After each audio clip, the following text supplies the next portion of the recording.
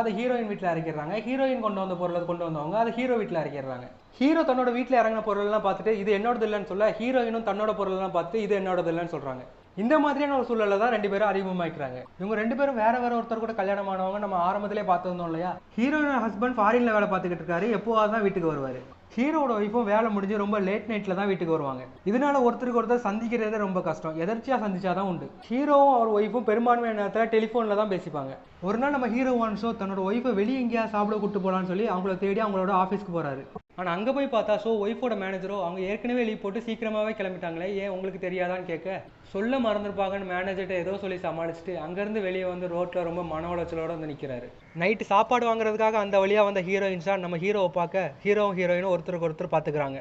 அடுத்த நாள் வழக்கம் போல் நைட் சாப்பாடு வாங்கிட்டு ஹீரோயின் வீட்டுக்கு திரும்ப ஹீரோவும் தன்னோட வேலையை முடிச்சு தன்னோட வீட்டுக்கு திரும்பி வந்தார்.